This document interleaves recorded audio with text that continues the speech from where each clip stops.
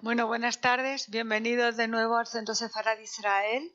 Esta conferencia forma parte, este encuentro forma parte de un ciclo que se le ha dedicado a Kafka. Como sabéis, estamos celebrando el centenario de su de su fallecimiento, y con motivo de eso hemos hecho una exposición que podéis ver aquí, y quiero agradecer en especial tanto a Jonathan como a Jesús Palacios por venir a presentar su libro, pero decir además que gracias a Jonathan Allen hemos tenido un texto que está al principio de la sala, donde se habla del aspecto que queríamos resaltar, que tiene que ver con el Kafka judío.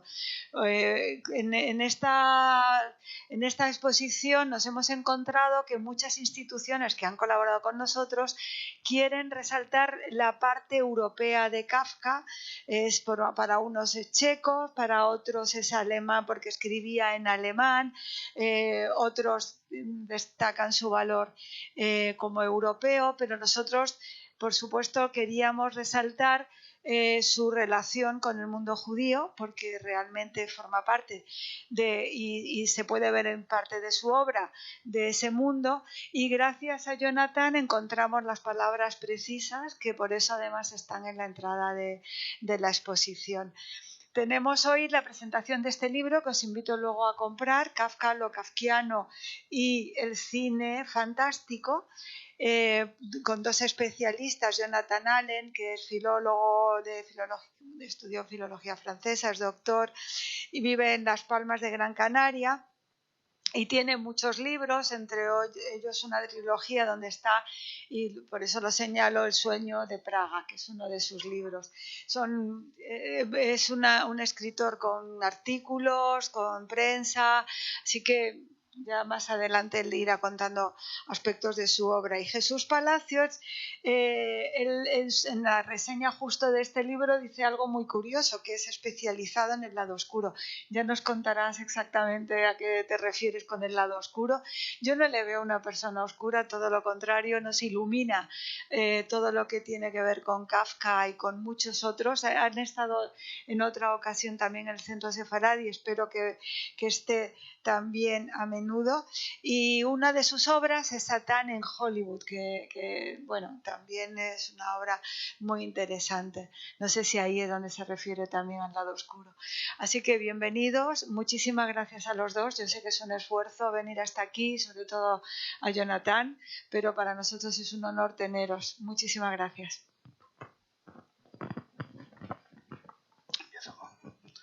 Bueno, pues en primer lugar agradecer a Esther Bendaán estas palabras y también, sobre todo, que haya tenido la amabilidad de cedernos este espacio privilegiado que es el Centro Cultural de Sefarad Israel, en el que ya hemos tenido tanto Jonathan como yo ocasión de estar en otros momentos, con otras historias, algunas de ellas también relacionadas con Kafka. Así que muchas gracias, Esther, y muchas gracias al Centro Sefarad por ofreceros para acogernos. También, por supuesto, gracias a todos vosotros por estar pasando este rato aquí con nosotros y con el espectro de Kafka, nunca mejor dicho esta vez, lo de espectro teniendo en cuenta la temática alrededor de la que gira el libro que hemos escrito Jonathan y yo.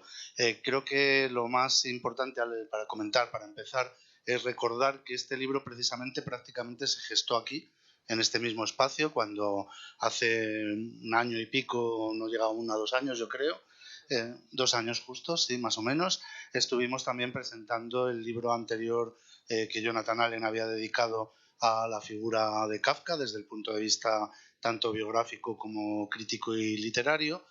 Tuvo entonces la amabilidad de contar conmigo para oficiar un poco como introductor en el acto. Y después de esa presentación, pues tuvimos también ocasión de tomar unas cervezas y empezar pues a desvariar un poco, aún mucho, en torno a todo lo que nos interesa de Kafka, que es mucho e inagotable, y casi por naturaleza, por eso mismo que decía Esther de mi dedicación al lado oscuro, con el cual simplemente quiero referirme a todo eso que tiene que ver con lo fantástico, con el mundo del inconsciente, con el imaginario, con lo surreal y con también evidentemente con lo terrorífico, con lo siniestro que hubiera podido decir Freud, pues empezamos a dar vueltas a algo que nos parecía a los dos que nunca se había tratado en el mundo bibliográfico y crítico español, y tampoco creo que mucho en el extranjero, que es la clara para mí relación que tiene la literatura y la figura, el mundo de Kafka, y sobre todo el término de kafkiano que se ha derivado de su obra. Es uno de los pocos autores que tiene el privilegio de haber convertido un adjetivo derivado de su nombre en un adjetivo calificativo universal que incluso supera los límites de lo literario, de lo estético, para verse involucrado totalmente en nuestra experiencia cotidiana del mundo, ¿no? Todos tenemos claro que a lo mejor hasta en las situaciones más cotidianas y un poco más banales en las que, no sé, nos tropezamos con que la lavadora se sale, intentamos encender el gas y nos pega una llamarada y de repente llaman a la puerta y al teléfono a la vez y decimos, qué situación más kafkiana. No creo que haya muchos autores a los que se pueda invocar, aunque sea de una manera un poco banal y superficial en estas ocasiones, ¿no? Y yo creo que eso tiene que ver precisamente con el hecho de que el mundo de Kafka y de lo kafkiano es un mundo fantástico, es un mundo onírico, es un mundo del otro lado, y ha influido muchísimo a lo largo del tiempo, sobre todo en la segunda mitad del siglo pasado, pero también absolutamente a día de hoy.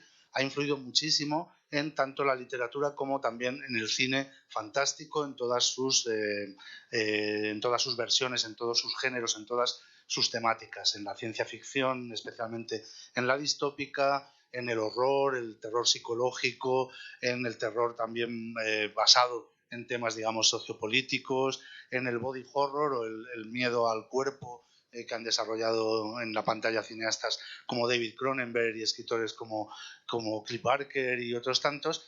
Creo que ninguno de ellos hubiera hecho el cine que ha hecho, ni hubiera escrito la literatura de terror o de fantasía oscura o de ciencia ficción que ha cultivado, de no existir la figura de Kafka. En ese sentido, pues llegamos rápidamente los dos a un acuerdo en que era justo y necesario en este año de celebración el intentar dar a luz este libro, y gracias también al festival, bueno, mejor dicho, a la Semana de Cine Fantástico y de Terror de San Sebastián, y al Festival Isla Calavera de Cine Fantástico de Canarias de la ciudad de La Laguna en Tenerife, que se prestaron a correr con los gastos del libro, pues hemos podido llegar a estar aquí con vosotros, teniendo aquí este pequeño volumen, pequeño por tamaño y por extensión, pero yo creo que bastante ambicioso en el sentido que os decía de intentar abrir una brecha hacia el análisis y hacia la exégesis de la obra de Kafka y de lo kafkiano en relación al cine fantástico. También ahí fue fácil llegar a un acuerdo.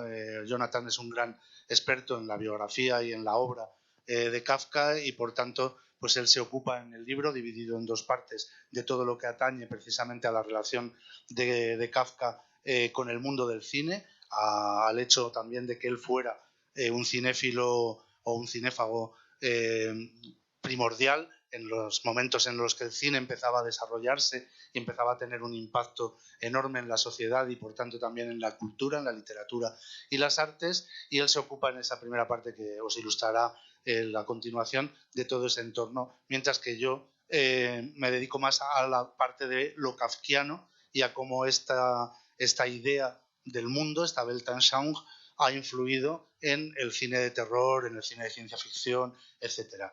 Y así surgió el libro, surgió después de la presentación aquí del anterior libro sobre Kafka y de esas cervezas que empaparon las páginas que podéis leer ahora si tenéis el gusto de haceros con un ejemplar. Y ahora ya le voy a ceder la palabra a Jonathan para que él precisamente explique cuál ha sido su participación en el libro y la parte tan importante del mismo que atañe a la figura de Kafka. Así que Jonathan, cuando quieras. Hola.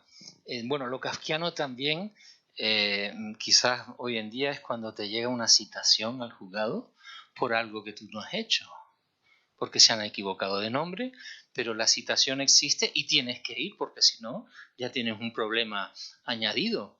porque no habrás cumplido con la justicia. Buenas tardes a todos, amigos que hayan venido. Quiero en primer lugar agradecerle al Centro Sefarad y a su directora coordinadora de actividades culturales, Esther Ben-Dahan, que comparte apellido con uno de los protagonistas kafkianos más famosos, Bendemann. Bendemann es la versión alemana de Ben-Dahan. O sea que los caminos de Yahvé siempre son curiosos y extraños. Como ha dicho Jesús, ciertamente la idea de hacer este libro surge precisamente cuando discutimos la parte del cine que es considerable en mi libro Franz Kafka, Ética, Estética e Influencia. Son 2 o 3 capítulos, porque es un personaje, o sea, Kafka es uno de los primeros admiradores y primeras víctimas y primeros testigos del cine en sus inicios más rudimentarios. Entonces pensamos que dividiendo el libro en 2 partes, como está dividido, Jesús, como bien ha dicho, se hizo cargo de los aspectos más netamente simbólicos de la influencia más a largo plazo en el mundo cinematográfico de lo kafkiano. Igual sucede en la literatura, o sea, hay mucho autor kafkiano en toda Europa que, influido por Kafka, llega a situaciones muy similares y a situaciones también de terror y fantásticas muy similares. Porque hay que decir que, siendo un autor netamente realista, que a veces nos aburre, esto es increíble, ¿no? ¿Cómo un genio nos puede aburrir? Pues sí, nos aburre con párrafos enteros hablando sobre los pros y contras de una iniciativa judicial, o explicando la culpabilidad o no de una cosa, o lo que dije y no dije. Kafka simultáneamente es un escritor fantástico y surrealista, más cercano al expresionismo que a ningún tipo de realismo. No olvidemos que André Breton lo incluyó en su famosa antología del surrealismo en los años 30. Kafka ya había muerto hace unos años, pero es un dato muy significativo. El libro está dividido en 2 partes, como les decía. Yo en la primera ya les haré un pequeño desglose de sus contenidos. Abordo, en primer lugar, la biografía de Kafka y el cine en su Praga natal. Después hablo de las primeras adaptaciones cinematográficas, aquellas que son más fieles a la obra literaria de Kafka, a sus novelas, porque la literatura tiene ciclos, ¿no? Como decía el filósofo Spengler, primero es un ciclo de adaptación fidedigna y fiel, y después viene otro periodo de la creación simbólica. Yo me encargo pues de esas primeras adaptaciones que, con respecto a la muerte de Kafka en el año 1924, son muy tardías. Ya les explicaré por qué. Y luego el capítulo bisagra de este libro es aquel en donde yo empiezo a explorar la huella kafkiana, o sea, el modo kafkiano en determinados grandes autores del cine americano y europeo. La segunda parte de Jesús es una visión muy expansiva, enormemente informada, muy densa, diría yo, porque aunque está todo el día escribiendo, escribe más. Es una especie de virus, ¿no? Realmente complementa muy bien, incluso de manera sorpresiva, porque él alía la figura, la influencia de Kafka a Lovecraft, incluso ha inventado un adjetivo que no sé qué suerte correrá con la academia, seguramente poca, porque la academia es muy lenta y ñoña, pero hace este tándem tan interesante de la influencia de estos 2 grandes autores en el cine, y finalmente el libro tiene una filmografía del cine fantástico relacionado con Kafka. O sea que a la vez que es un ensayo, o sea, dos ensayos, también tiene una parte ilustrativa y didáctica de agradecer. Bien, Franz Kafka empieza a conocer el cine más primitivo, un cine que ahora vemos un poco como una excavación arqueológica. Ese cine que, por supuesto, no tenía sonido, que muchas veces tenía música para animar las escenas, que incluso cuando él comienza a verlo en Praga, al lado de una de sus residencias, U Modre Štětí, que significa el lucio azul. Hay una foto de ese lugar, de esa casa, en la exposición de Franz Kafka, que al final pues, me permitiré decir algo cuando hayamos acabado con nuestro libro, o empezado con nuestro libro. Y desde 1908, 1913, él va al cine todas las semanas, 2 o 3 veces, y ve de todo. Ve el nodo de la época, los noticieros, la familia imperial rusa, los Romanov, en sus 300 aniversarios, los trenes entrando en las estaciones de los Pirineos filmados por los hermanos Lumière. Ve las primeras películas de animación, Papá, piernas largas, que le hacen enloquecer de entusiasmo, ¿no? Y tanto que se lleva a toda la familia a verlo y a su íntimo amigo Max Brod. Ve también todo tipo de películas de aventura y de acción basadas en el pasado militar austrohúngaro, como no, y también otra serie de películas de aventuras que para nosotros las vemos como, bueno, como son, claro, subproductos, ¿no?, en lenguaje cinematográfico. Y cuando él no puede ir al cine, le da el dinero a su hermana Otla, su hermana favorita, para que vaya a ver la película y se la cuente, que es una cosa muy de la posguerra, ¿no?, que no había perras gordas o perras chicas suficientes para que todos fueran al cine. O sea que el cine está metido dentro de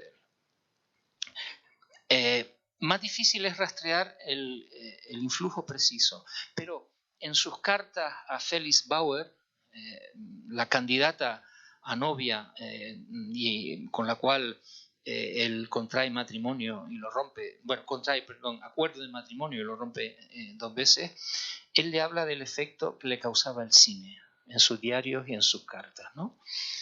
Como una experiencia que lo conmovía. Habla del terror del público ante esa locomotora entrando en la sala. Esto es una especie de choque emocional tecnológico. Y cuando realiza uno de sus viajes al sur de Alemania, a Múnich en concreto, con Max Brod, se ponen a escribir un relato inacabado, como casi todo lo de Kafka, porque Kafka no acabó muy pocas cosas, ¿no? Por su duda, su personalidad, su Angst, como dirían los alemanes, ¿no? Escriben un relato que se llama Ricardo y Samuel, un poco conocido, que en realidad es un guión de cine. Ese guión de cine se le ocurre porque se meten en un taxi con una chica alemana y como que la abducen durante 20 minutos dando vueltas por Múnich. Y él dice, bueno, esta situación es la de una película que acabo de ver que se llama La esclava blanca, que es una película sobre la trata de blancas hecha por un danés, ¿no? Entonces, el cine está ahí dentro de él, ¿no? Y sobre todo, él habla mucho del ruido de las proyecciones, ¿no? De la bobina, del ruido de los metrajes, ¿no? Después yo creo que la influencia más directa de él en el cine la encontramos de otra manera, de una manera plástica, expresionista, en cómo se suceden los planos de la acción, sobre todo en una muy poca conocida obra, un relato que se llama Descripción de una lucha, Beschreibung eines Kampfes, que es un relato homoerótico. Yo no voy a decir que Kafka era gay, pero en este relato, que es la historia de dos jóvenes que salen de un burdel, porque Kafka tenía novias, pero su vida, digamos, sexual se desarrollaba en los burdeles como era normal en esa época, ¿no? Las cosas son así. Y en esta historia nocturna, él relata un viaje por Praga, subiendo a la montaña del gran parque al lado del Moldau, en que pues se pega, se besa, el uno lleva al otro a espaldas. O sea, cuando los de género se pongan a analizarlo, yo creo que vamos a tener otra visión de Kafka. Espero que sea tarde. Bien. La adaptación de su obra al cine no va a ser durante su vida, ¿ok? Va a ser tardía. Le pasa un poco como a Maupassant, el francés, que muere muy joven, a los 50 años, y nunca va a ver cómo Jean Renoir lo lleva al cine. Pues Kafka similarmente no va a ver el inicio de su inspiración literaria convertida en cine, en celuloide, porque muere en el 24. Max Brod salva su obra, que hay que decir que sin Max Brod no existiría Kafka, que amigos como esos los queremos todos. Max Brod se lleva en una maleta junto a la pasta de dientes y al cepillo toda la obra manuscrita de Kafka, que él ya tenía porque se la había dado Franz a él y porque su familia se la dio. Después del funeral de Kafka en Praga, le dijeron llévate todo, ¿no? Hoy en día impensable, ¿no? Porque ya sería un negocio. Y él se lo lleva todo, lo lleva en una maleta, coge el último tren que sale de Praga, camino de Trieste, con los nazis ya entrando. Y se va con la obra de su querido amigo a Tel Aviv, donde vivirá y morirá. Él ya había realizado en los años 30 una edición bastante completa de gran parte de la obra de Kafka en alemán, en Praga, con un editor judío judío checo, pero esa edición, como tantas cosas, ¿no? Y tanta literatura, la devora la Segunda Guerra Mundial y la posguerra. O sea que Kafka no es conocido. Hay un matrimonio inglés que traduce El proceso del castillo en matrimonio Muir, porque vivían en Praga, pero no trasciende, o sea, no tiene... se convierte en una curiosidad para expertos. No será hasta los años 50 que a través de su amistad con Solomon Schocken, el gran editor judío de Nueva York, Kafka hace die Gesamtwerke, o sea, la obra completa de Kafka en alemán y después en inglés. Y es a partir de ahí, esta obra sale entre el 50 y el 58, que Orson Welles hace ese filme seminal que es El proceso, donde ya vemos fidelidad e interpretación, donde ya vemos manera simbólica y, digamos, personalización con fidelidad al texto y al espíritu de la novela, donde también incide el cine de animación al final, porque la parábola del judío que llega a la puerta que está cerrada y no se atreve a pasar, que es una parábola hasídica claramente, pues también la trata Wells, ¿no? A partir de ahí, Rudolf Norster en el 68 va a hacer su versión del castillo, ¿no? Y a partir de ese momento, cada década del siglo XX y del XXI va a tener más creaciones y adaptaciones kafkianas, ¿no? Por ejemplo, La Metamorfosis, la primera versión del 75, digamos, su transposición literaria al cine es la de Jan Nemes, que es muy interesante porque es el bicho quien lo narra, o sea, es visto a través de los ojos de ese ser que se ha transformado en criatura, que no es sino una parábola de la condición judía, ¿ok? El subsuelo de la metamorfosis, aparte de los miedos y de la mala relación de Kafka con su padre, es la conciencia plenamente de que es un extraño en una tierra que no lo quiere ahí. No los alemanes, sino los propios checos. Esto lo puedo decir ahora porque no han venido nadie del centro checo, pero, y les cuesta mucho reconocerlo, pero el antisemitismo checo en vida de Kafka y de sus padres era terrible. Bien.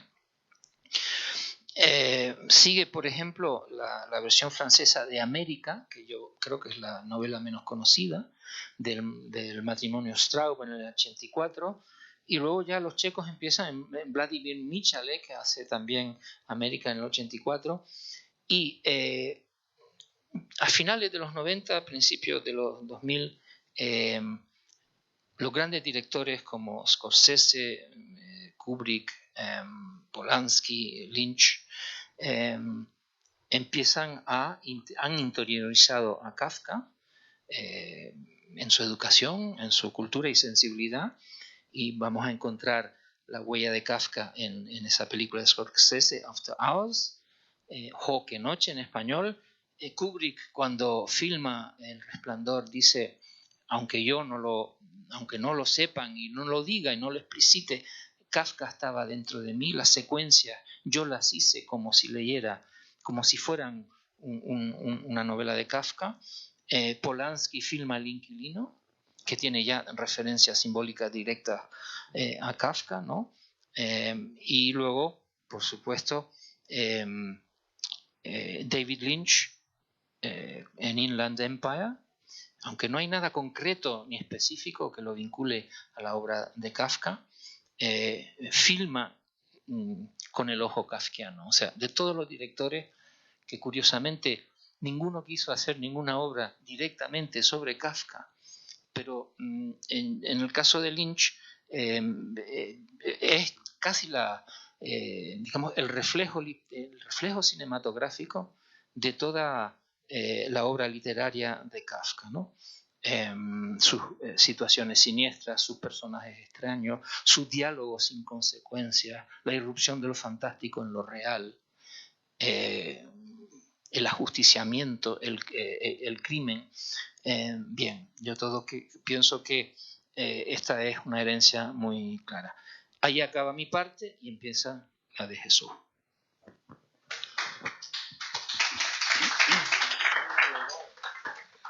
Pues sí, efectivamente, esas últimas páginas de la parte correspondiente al ensayo de Jonathan sirven perfectamente como una bisagra, como un puente para pasar ya a ese otro territorio más simbólico y a ese otro territorio infinitamente más amplio, y ahí reconozco que lo que decía Jonathan es cierto, mi parte es muy abundante, es muy abarcadora. Yo soy de aquellos que seguramente estaréis comprobando prefieren pecar de exceso que de brevedad, y prefiero además también que las fronteras de lo fantástico sean siempre más amplias de miras que estrechas. Es decir, creo que evidentemente lo kafkiano al llegar a la pantalla se transforma de muchas maneras, sufre también muchas metamorfosis, por decirlo así. Algunas de ellas pueden ser incluso pues muy superficiales, se pueden utilizar y se utilizan elementos de eso que antes hemos definido un poco los dos como kafkiano, pues simplemente como un punto de partida para provocar situaciones extremas y para identificar al espectador con esas situaciones y con esos personajes sin profundizar en la esencia de lo kafkiano. Pero incluso en ese caso, cuando lo vemos en películas como Dark City, que no sé si alguno de vosotros ha visto, por ejemplo, o Cube y otras por el estilo, películas de ciencia ficción, de fantasía oscura, donde se utiliza esa gramática kafkiana y esos elementos kafkianos para luego sustentar una historia más sencilla o más genérica. También ahí lo kafkiano es fundamental para la construcción de este imaginario del terror y de lo fantástico contemporáneo, moderno. Básicamente lo que hago en mi parte del libro es fundamentar, por un lado, como decía Jonathan, que a pesar de su empleo de un lenguaje estrictamente objetivista, detallista, a veces paradójicamente abundante en elementos cotidianos y en elementos descriptivos, la obra de Kafka es una obra fantástica. Kafka sería, en mi opinión, y sin duda alguna, uno de los autores que junto a Edgar Allan Poe, a Howard Phillips Lovecraft y pocos más, ha realmente moldeado la idea de lo fantástico y del terror y de la ciencia ficción contemporánea, moderna y posmoderna que tenemos todos. En ese sentido, aunque Kafka nunca fue un escritor de cuentos de terror, un escritor de cuentos de fantasmas, un autor de ciencia ficción estrictamente hablando, sin embargo, sí, a partir de su obra, de ese kafkiano, de ese elemento o universo kafkiano, sí se generan estas situaciones, personajes, concepciones, ideas netamente terroríficas, fantásticas, absurdas, surrealistas e incluso distópicas que van a enriquecer de una forma inconmensurable lo que es el imaginario del cine fantástico y de terror contemporáneo. Tomando, por ejemplo, lo distópico, Kafka, a diferencia de otros autores que conocemos todos, como Zamiatin en Nosotros o como George Orwell en 1984, Aldous Huxley en Un Mundo Feliz, no escribe, no sitúa ninguna de sus novelas en el futuro lejano ni cercano, ni tampoco en un país fantástico distinto, digamos que cualificado y calificado como tal. Y sin embargo, tanto evidentemente el proceso como el castillo e incluso la visión que él tiene de América en la novela del mismo título, comprenden todos los elementos que asociamos con la sociedad distópica, que asociamos con los terrores de la distopía moderna, el individuo anulado por poderes inescrutables judiciales, estatales, políticos, sociales, toda una serie de elementos absolutamente totalitarios que hacen de Kafka, antes de que llegara, por suerte en ese sentido, a conocer lo que serían los fascismos y los comunismos de los años 30, hace que sea el profeta auténtico del totalitarismo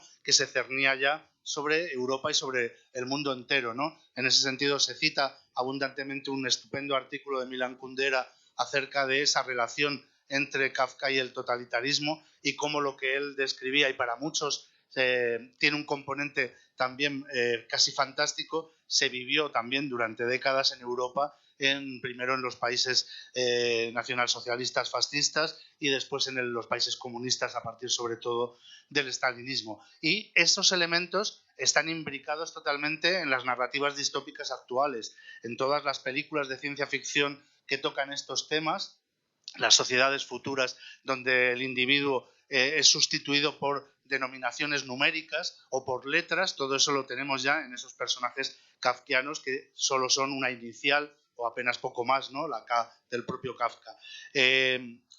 Aparte de esta relación con la ciencia ficción más oscura, más distópica, más terrible, a través de la obra, por ejemplo, de un cineasta fundamental para el cine de terror moderno como es David Cronenberg, nos encontramos con que también Kafka es el profeta del terror corporal, del body horror, del terror físico y del miedo a la mutación, la transformación, a vernos convertidos en seres completamente inhumanos o ahumanos, en vernos convertidos en el reflejo, en eso que vemos reflejado en el otro, en serlo nosotros mismos. Ahí entronca, desde luego, con lo que decía Jonathan acerca de la condición judía en el Imperio Austrohúngaro y en la Chequia de la época y en general, ¿no? El conflicto de esa personalidad kafkiana en la que es muy consciente del conflicto entre ser un judío germanizado o asimilado y ser una víctima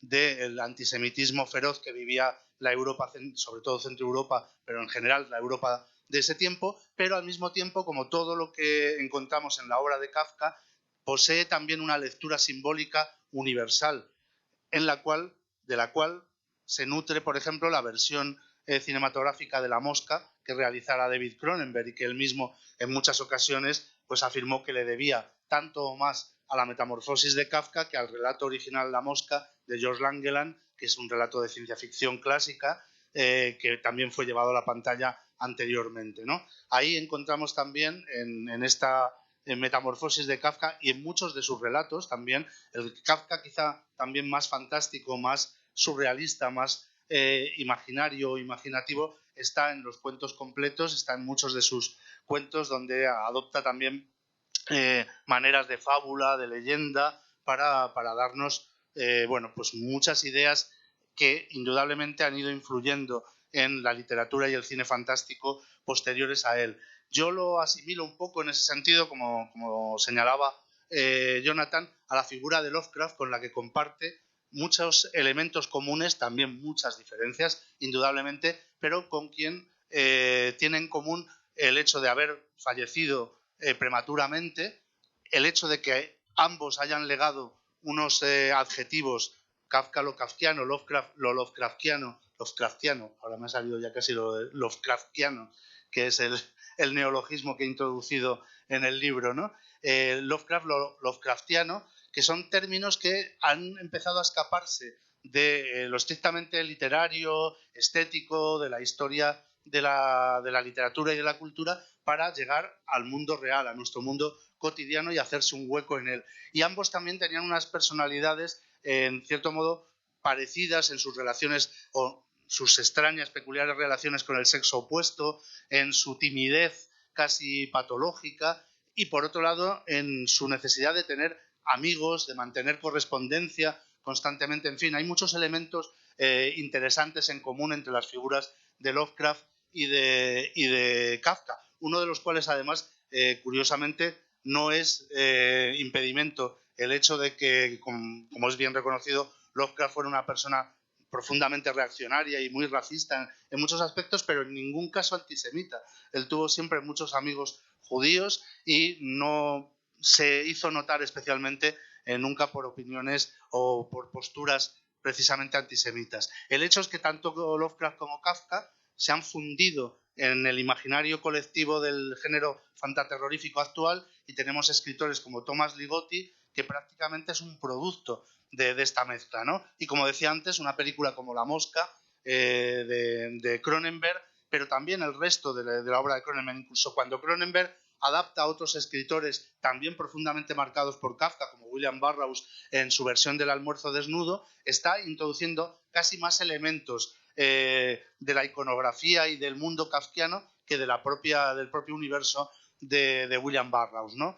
El humor negro, el absurdo, citaba Jonathan el quimérico inquilino, el inquilino, le locataire de Roman Polanski, que tiene ecos de un viejo relato de Kafka y se basa a su vez en una novela de otro escritor judío francés, Roland Topor, que es absolutamente un kafkiano declarado, tanto en esa novela como en su obra gráfica, etc. Hay toda una escuela del absurdo, de lo surreal, centroeuropea, francesa, e incluso que llega a hacer su aparición en Hollywood, en Estados Unidos, en la época del nuevo Hollywood, que está colonizada por lo kafkiano. Absolutamente asume totalmente la visión del ser humano tal y como se nos aparece a través de la obra de Kafka, como un individuo anulado por instancias poderosas invisibles, víctima de todo tipo de conspiraciones alienígenas en el sentido literal de la palabra,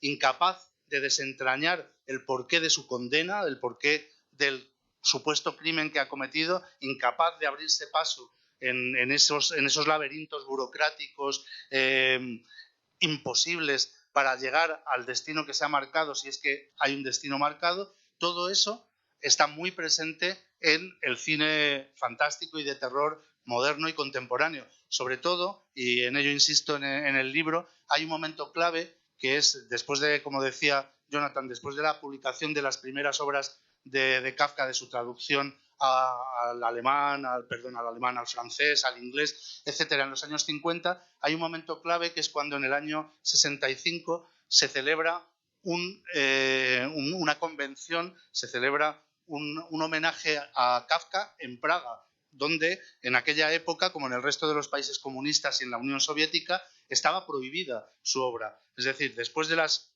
muchas vicisitudes a las que afortunadamente pudo sobrevivir gracias a Max Brod la obra de Kafka, el comunismo y las repúblicas socialistas habían vetado completamente a Kafka. De hecho, grandes intelectuales marxistas como Georgi Lukács definían la obra de Kafka negativamente como un clásico ejemplo de la negatividad burguesa, del carácter judío típico, pesimista y absolutamente, digamos que en absoluta contraposición a lo que debía ser el espíritu del buen socialista, el espíritu del buen marxista. Y en ese sentido, esta celebración en el año 65 de un congreso de la obra de Kafka, a partir del cual empiezan a editarse las obras en su propio país, en la República Checa, en Checoslovaquia entonces, se traducen incluso al ruso, aunque situación kafkiana donde las haya no se pueden adquirir en Rusia, los rusos tienen que comprarlas fuera, las traducciones al ruso de Kafka, para poder leerlas, pocas cosas más kafkianas, pero eso al mismo tiempo hace que todos los cines, los llamados nuevos cines de los países del este, sufran una absoluta invasión kafkiana, se vuelquen, miren hacia Kafka, todos estos directores, Jan Nemes, Oldis Livsky, el mismo Janes Van Mayer, el gran animador checo, y otros muchos, empiezan a introducir consciente e inconscientemente en su obra elementos kafkianos. Y los años 60 y 70, en el cine no solo de los nuevos cines europeos, sino también en la Nouvelle Vague francesa, el free cinema inglés y el nuevo Hollywood de los años 60 y 70, que está, no olvidemos, en manos muchas veces de personajes profundamente marcados por su pertenencia también a la cultura judía, como Woody Allen y otros muchos, introducen lo kafkiano en sus obras. Y hay un auténtico boom, al que le dedico muchas páginas en el libro, de comedia negra, de sátira, al borde del surrealismo, del terror, de la ciencia ficción, pero siempre con un prisma humorístico y de comedia negra plenamente kafkiano. Tanto es así, y ya termino, que ayer mismo veía una película que no está en el libro, porque es imposible,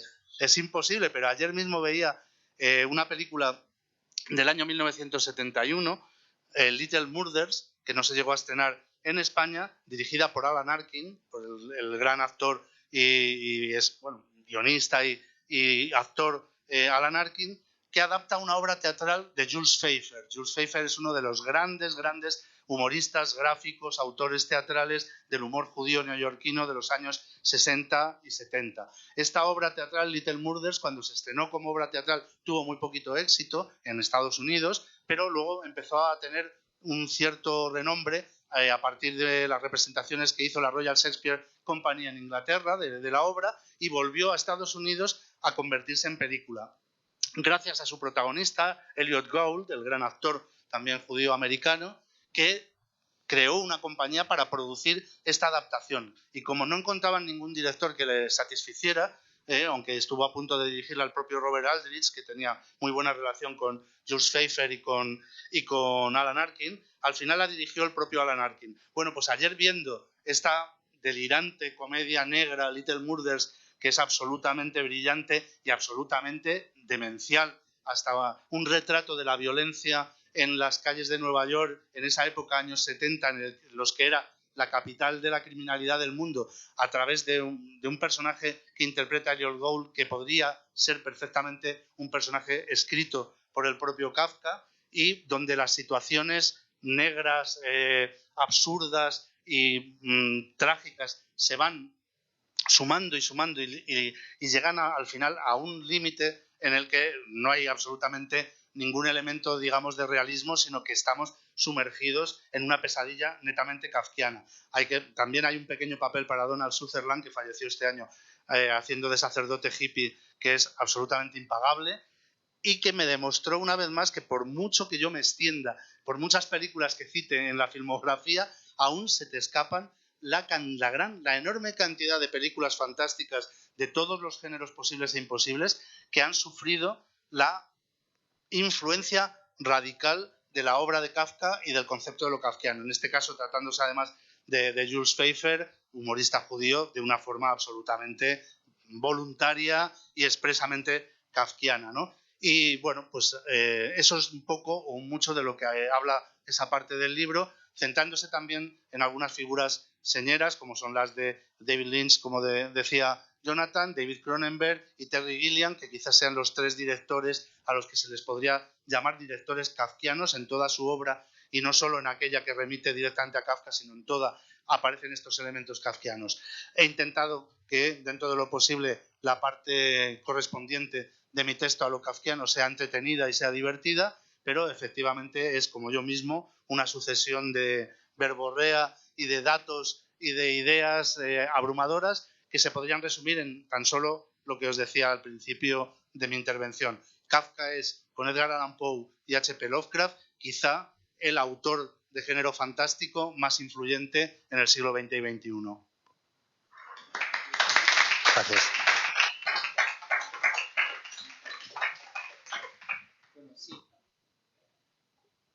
Sí, hola. Tampoco pusimos La cabina, tú mencionaste La cabina, que es una película famosísima, ¿no? Antonio Mercero. Sí, Mercero. Con guión de Garci. Con guión de José Luis Garci, donde de alguna manera esa pobre criatura hispana que se mete en una cabina telefónica, ya desaparecidas todas, ¿no? Materia arqueológica también, y no puede salir. Y muere lentamente, bueno, es víctima de un estado cruel que en vez de rescatarlo es mejor dejar que perezca y después llevárselo al depósito de cadáveres. Y también otra que se nos escapó es Muerte de un burócrata, de Titón, Tomás Gutiérrez Alea, sobre el papeleo, la dificultad de enterrar a un pariente. Déjame añadir simplemente una nota más que se me había pasado por alto y tiene mucho que ver con lo que estábamos comentando también, y es el hecho de que Kafka, como digo, no es un escritor estrictamente, conscientemente un escritor de terror o de fantasía, pero como tú muy bien indicaste, está muy imbuido de la atmósfera expresionista de aquellos años de la Praga mágica que decía Ripelino, y no hay que olvidar que aunque estilísticamente son muy diferentes a él, pero hay muchos conceptos e ideas comunes entre la obra de Kafka y la de otros grandes escritores declaradamente fantásticos y terroríficos de la época, como Gustav Meyrink, el autor del Golem, como el ilustrador, dibujante y escritor Alfred Kubin, que además fue conocido personal de Kafka y tiene una novela fantástica en todos los sentidos del término. La otra parte,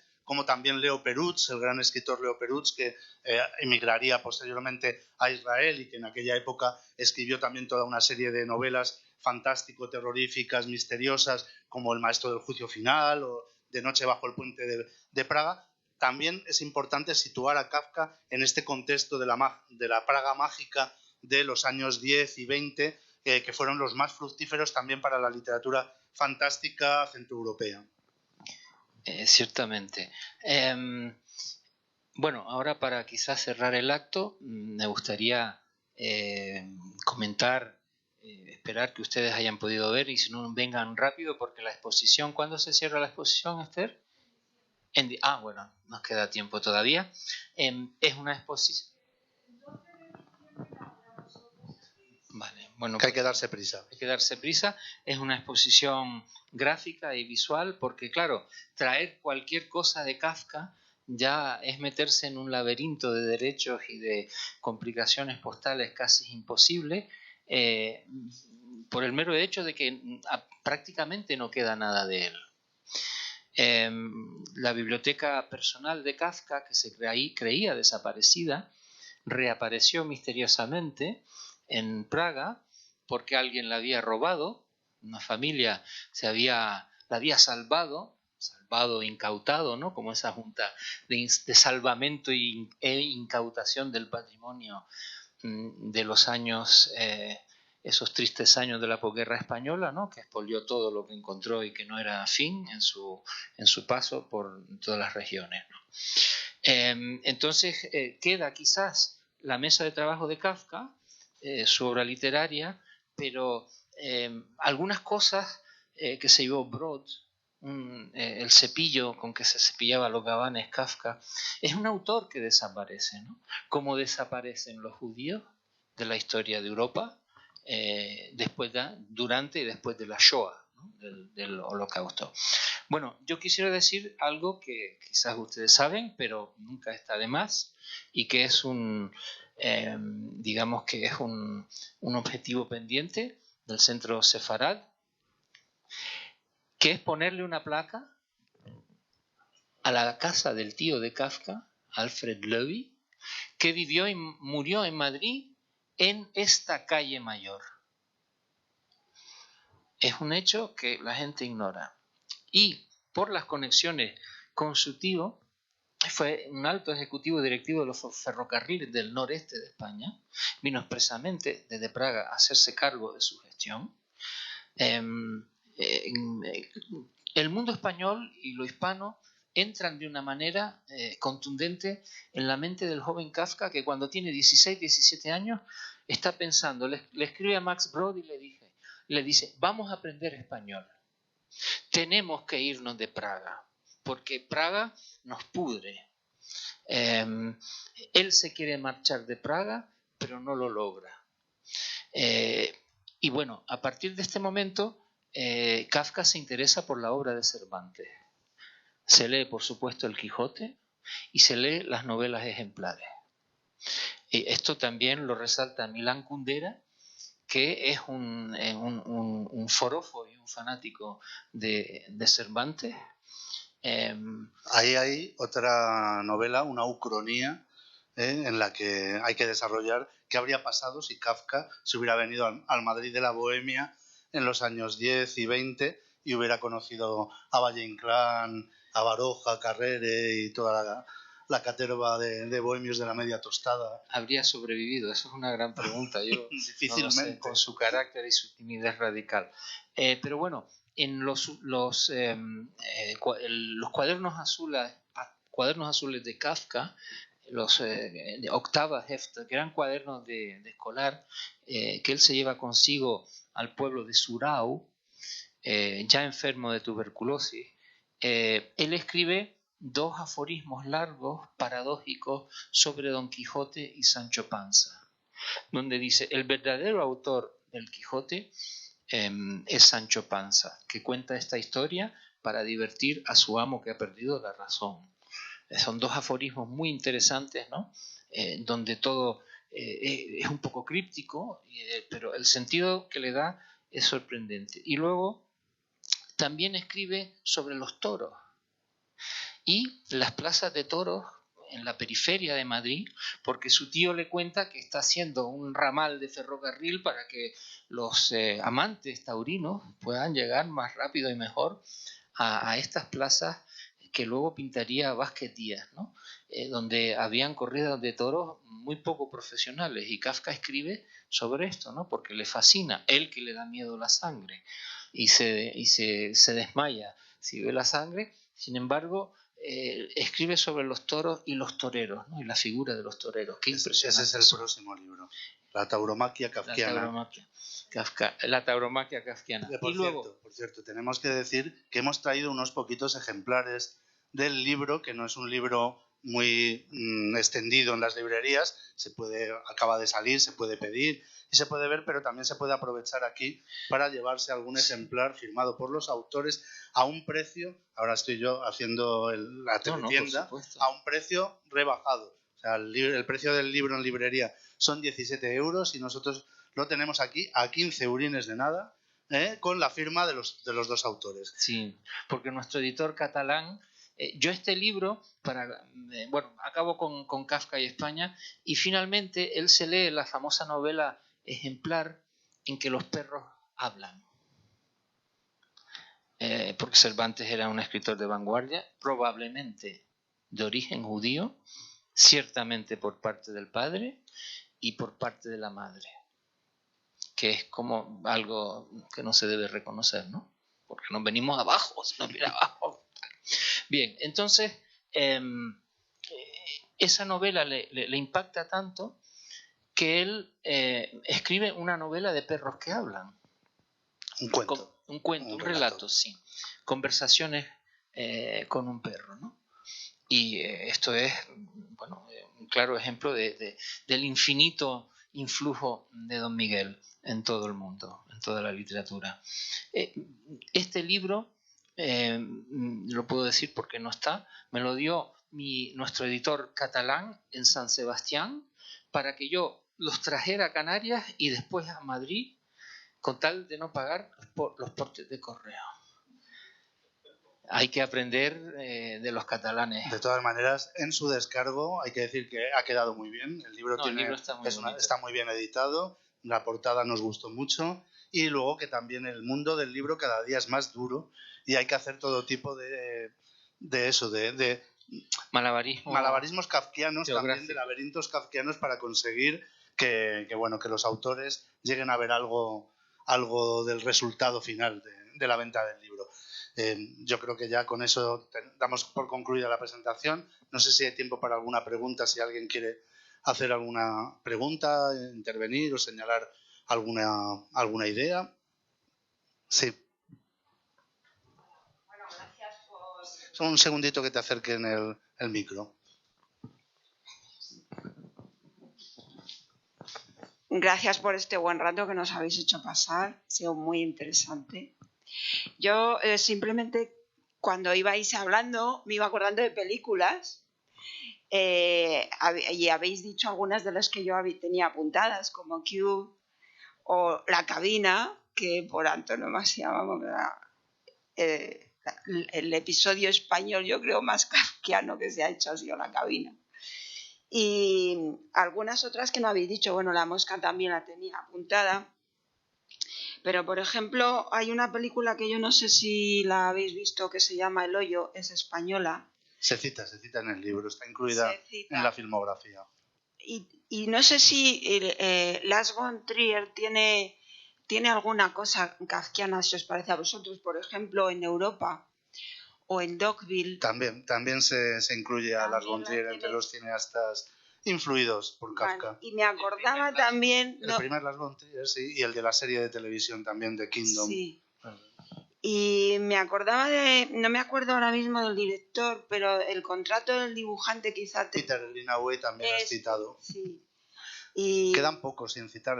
La película de ayer me hundió, porque dije, Dios mío, la tenía para ver desde hace un montón de tiempo y la veo después de publicado el libro. ¿Por qué no? Y algunas cosas de Philip K. Dick, algunos relatos de Philip K. Dick también. Sí, por supuesto. Philip K. Dick es precisamente como uno de los grandes autores de distopías, es uno de los autores que más remite a lo kafkiano en su obra. El hombre en el castillo, The Man in the Castle, que es yo creo que, bueno, que es una de las 4 novelas, una de las 4 novelas de Philip K. Dick que publica la editorial de la Biblioteca de Washington, ¿no? Que ya es un clásico, ¡pum!, ¿no? Y ese viaje al castillo donde vive un personaje que es un fascista total, ¿no? Del cual se enamora la protagonista y que llegan al final pero no del todo, ¿no? Es una novela claramente de inspiración kafkiana, ¿no? Y es por supuesto con su mundo paralelo fantástico de la ciencia ficción, los dos planos simultáneos, pero Dick es un autor maravilloso y poco conocido y peor traducido. Y yo no sé si habéis puesto o conocéis de la obra de Michel Ende, El espejo en el espejo, que son relatos cortos. Su padre era un surrealista alemán. El espejo en el espejo y La prisión de la libertad. Yo no sé si conocéis. Pues mira, concretamente este libro de relatos no lo conozco, he leído lo más conocido de él y sí que cito entre las versiones, las películas kafkianas, las 2 versiones cinematográficas de Momo, porque Momo también creo que dentro de su contexto de novela juvenil, digamos, o novela para todas las edades, es evidentemente una novela de inspiración kafkiana. Pues os recomiendo que anotéis El espejo en el espejo de Ende y La prisión de la libertad, porque es absolutamente kafkiano. Y bueno, quizás Saramago también, El ensayo de la ceguera. Está en el libro. Y respecto a Lovecraft, ¿cuál es la conexión? ¿El terror cósmico o por dónde va la conexión con Kafka? Pues mira, yo creo que va precisamente, tú lo has dicho un poco, por el horror cósmico en el sentido de la absoluta indefensión del individuo ante un mundo que le es completamente ajeno y extraño y que cuando intenta desentrañarlo le derrota completamente. En el caso de Kafka son instancias que adivinamos más bien sociales, políticas o incluso psicológicas o psicosociales. Normalmente pues pensamos en ese tipo de estructuras pues militaristas o judiciales, políticas, aunque también se han hecho lógicamente muchas lecturas metafísicas de esa impotencia existencial de los personajes de Kafka, poniéndolo en relación también pues, con las ideas de la cábala, las ideas de la mística judía, etcétera. Y en el caso de Lovecraft, aunque se trata de un contexto diferente, de ciencia ficción fantástica y terrorífica, nos encontramos también con personajes que en un momento determinado se ven manipulados exactamente igual como marionetas que desconocen quién tira de los hilos, y aunque estemos hablando de criaturas alienígenas multidimensionales, ancestrales, etcétera, el resultado es muy parecido al que obtienen los personajes de Kafka. Es la destrucción de toda certeza, su incapacidad para encontrar una solución, una respuesta a ese enigma que les rodea y que finalmente les aplasta. Entonces ahí es donde yo veo sobre todo esa conexión, y no solo yo, sino los muchos escritores que actualmente están haciendo una literatura de terror muy inspirada en ambos autores, conjugando el horror cósmico de Lovecraft con ese horror kafkiano, ¿no? Con ese horror existencial kafkiano. Sí, no, y también otra conexión menos evidente, pero no por ello menos profunda, es bueno, esos seres esos alienígenas que surgen del mar, ¿no? En Lovecraft, tienen mucho que ver con las mujeres en Kafka, porque, por ejemplo, en el proceso, la secretaria, amante, organizadora de la vida del abogado, Lenny, tiene una de sus manos es la de un batracio, porque las falanges, pues al igual que los sapos, tienen piel, ¿no?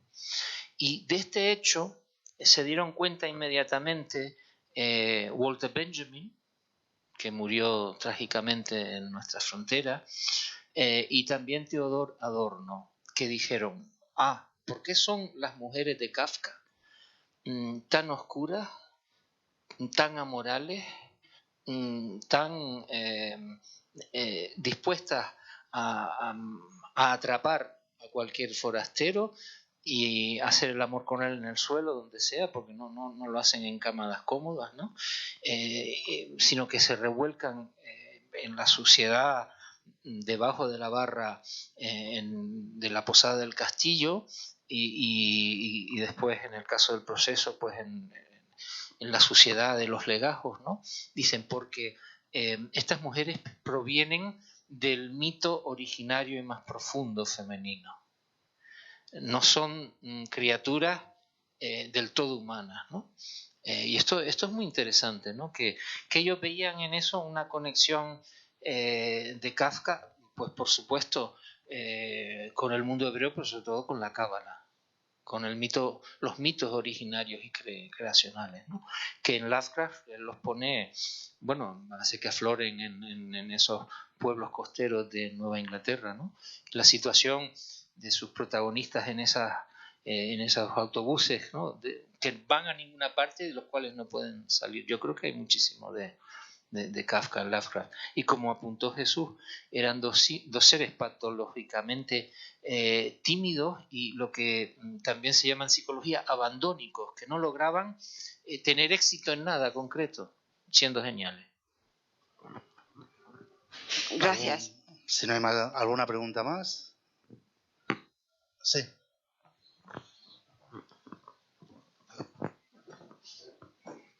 Gracias. A ver, jugando un poquito a ser abogado del diablo, ¿hay algún tipo de cine fantástico, una pauta que haya intentado escapar y no ser kafkiano? Porque a mí la sensación, con todo lo que me habéis dicho, es que es imposible. O sea, no ser kafkiano si hacer cine fantástico. Entonces, ¿alguien lo ha intentado? Hombre, yo creo que ahí en realidad estamos hablando de una modalidad de cine fantástico muy abundante, efectivamente, pero casi fíjate, minoritaria con respecto a lo que es el corpus general de la historia del cine fantástico y de terror. La mayor parte de ese cine, si te fijas, es el cine de monstruos. El cine de monstruos clásico, con querencias góticas, que todo está relacionado, todo puede tener un acento más o menos kafkiano en un momento dado, pero la mayor parte de este cine, del cine de vampiros, el cine de hombres lobo, de fantasmas, las películas también, no sé, de asesinos en serie, los castillos, las historias, digamos, más típicas del género, que son las que nutren un porcentaje muy elevado de la filmografía del mismo, tienen poco que ver con Lovecraft o con Kafka.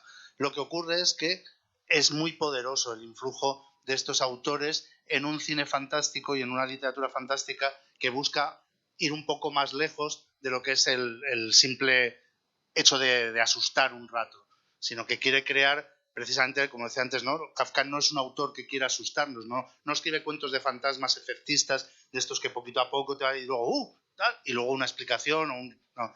Lo que hay en Kafka, como en Lovecraft de otra manera, es un proceso de inquietud, de incomodidad, un proceso de extrañamiento que te acompaña después de terminado el libro, o si la película está jugando con esos elementos cuando ha concluido la película, ¿no? Y que va más allá del mero cine de sustos. Y en ese sentido es minoritario y hay mucho más cine de terror que no quiere jugar en esa liga. Gracias. Pues muchas gracias a todos por estar aquí con nosotros. Gracias de nuevo a Esther Bendahan y al Centro Sefarad por acogernos. Y ya sabéis, y ahora es el momento, si queréis, de llevaros el libro más baratito que nunca y firmado por sus autores. Gracias.